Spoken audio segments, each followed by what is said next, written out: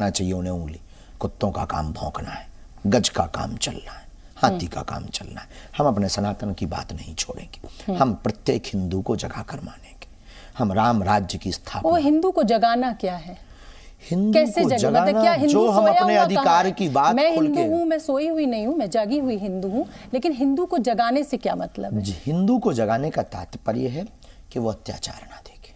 हिंदू को जगाने का मतलब है किसी बहन बेटी के साथ व्यभिचार हो रहा हो तो वो पुरजोर विरोध करे। हिंदू को जगाने का मतलब है अपने सनातन के लिए वो कट्टर रहे। हिंदू को जगाने का मतलब है अहिंसा पर भरोसा करे, हिंसा पर नहीं।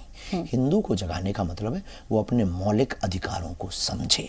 हिंदू को जगाने का मतलब है प्राचीन संस्कृत की पद्धति की विद्या का पुनर्स्थापन करे और उन संस्कारों में जिए, पाश्चात्य संस्कृति को लाइक करने की बजाय। हिंदू को जगाने का मतलब है हमारे साथ अगर कोई बर्बरता कर रहा तो हम सबसे हिंदू, अगर वो गलत कर रहा कोई दूसरे मजहब का या दूसरी व्यक्ति या दूसरे समुदाय का, हम उसको पुरजोर तरीके से अपने पक्ष वाले को सपोर्ट देकर। लेकिन शास्त्री जी, अगर इस तरह हम हिंदू इस तरह से तलवार उठा लें या शस्त्र उठा लें, भाला नहीं, चलिए हम अगर कोई हमारे साथ बर्बरता कर रहा है और हम उसका जवाब दे रहे तो कानून का तो राज खत्म हो जाएगा। जवाब को मारना नहीं है, कानून तक हमारी आवाज पहुंचे, एकता, इसके लिए हम कह रहे हैं।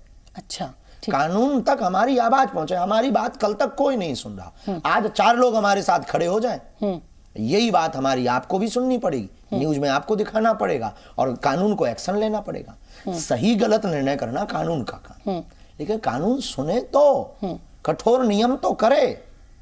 रामचरितमानस को फाड़ा गया, कहां गया तुम्हारा कानून? क्यों नहीं सुना?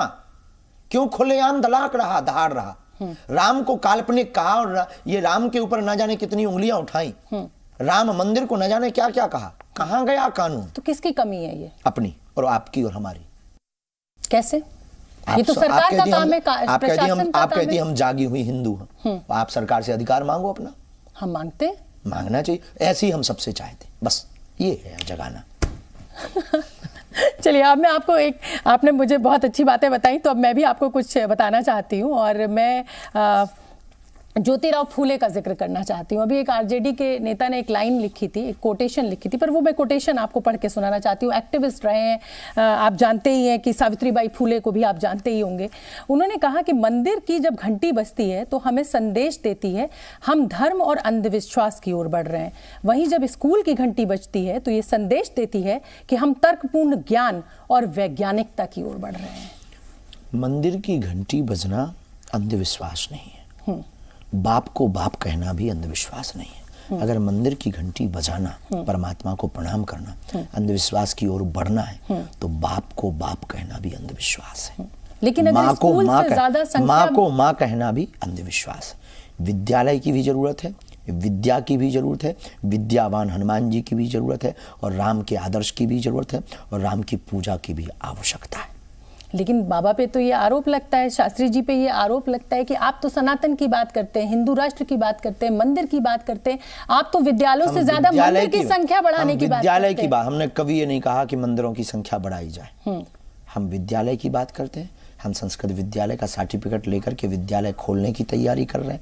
हम जो झाड़ फूंक और मंत्र चिकित्सा से ठीक करने वाले बागेश्वर धाम के पीठाधीश्वर होने के नाते कैंसर हॉस्पिटल निर्माण का संकल्प लेते हैं, आयुर्वेदिक औषधालय खोलते हैं। हम अंधविश्वासी नहीं है, पढ़े लिखे हैं और धर्म के साथ साथ बाप को बाप कहकर, राम को परम पिता मानकर हम मंदिर की घंटी बजाने को भी ज्ञान, और वो भी एक चिकित्सा है, ध्वनि चिकित्सा, उसको लेने मंदिर जाते हैं। राम हमारे आदर्श हैं, उनके चरित्र को मूर्ति में देखकर अपने जीवन को निर्मल करने के लिए मंदिर जाते हैं और विद्यालय पढ़ने भी जाते हैं। ऐसा कहना मूर्खतापूर्ण बातें हैं, समझने का सिद्धांत होना चाहिए। ठीक है, दीपावली का उत्सव मनता है और अयोध्या में अब जो दीपोत्सव होता है वो दुनिया में जाना जाता है।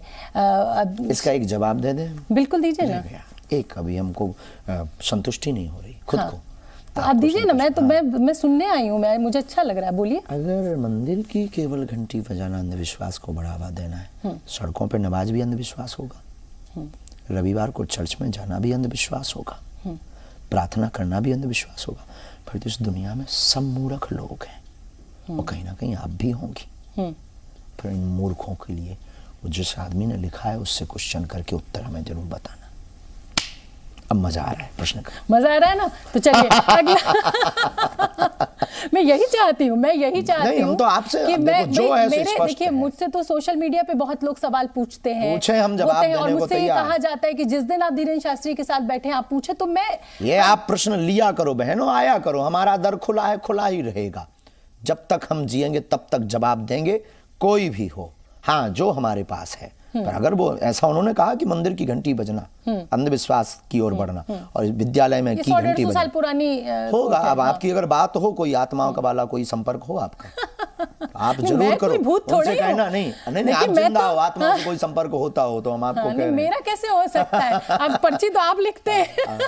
उसके लिए तो अर्जी लगेगी, लेकिन पूछना चाहिए। लेकिन फिर तो चर्च में जाने वाला, वो ईसा को मानने वाला भी अंधविश्वासी है। रोडों पर नमाज पढ़ने वाला शुक्रवार को, वो भी अंधविश्वासी है।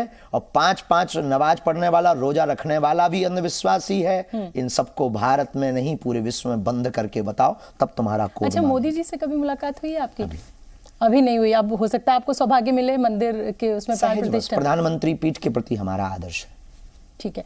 अब मैं चाहती हूँ, क्योंकि इतनी खुशी और आप आनंदित हैं इस इंटरव्यू में, मैं देख रही हूँ, मैं चाहती हूँ कि आप श्री राम के लिए, मर्यादा पुरुषोत्तम राम के लिए कुछ गा के मुझे सुना दें और मेरे दर्शकों को। ऐसा कुछ हमारा गायन तो ठीक ठाक नहीं है, पर जैसा भी कुछ भजन ही आप गुनगुना के देखिए। मोदी जी भी रोज भजन शेयर कर रहे हैं अपने एक्स पर, और तमाम लोग इस समय राममय हो रखा है देश नहीं, भारत राममय, दुनिया राममय की ओर है, इसमें तो कोई संदेह नहीं है। हाँ। हम पर उतने अच्छे गायक तो नहीं है, पर जो प्रभु श्री राम जी के चरणों में टूटी फूटी सेवा बन जाती है, उसी सेवा को हम करते रहते हैं। अभी तो एक बहुत ज्यादा भाव सबका चल रहा है, वो भाव हम गुनगुना भी चुके, कल भी गा करके आए, फिर से हम गा रहे हैं। गाइए ना। मेरी झोपड़ी के भाग आज खुले जाएंगे, राम आएंगे। मेरी झोपड़ी के भाग आज खुले जाएंगे, राम आएंगे।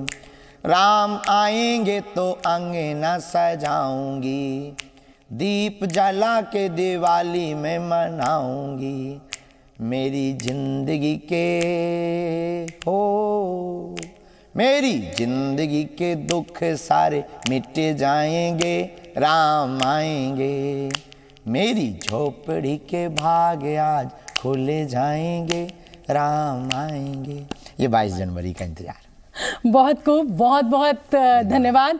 मुझे बहुत अच्छा लगा आपसे बात कर कर, और आगे भी मौका मिलेगा, आगे भी बात करेंगे। और बहुत बहुत धन्यवाद आपका।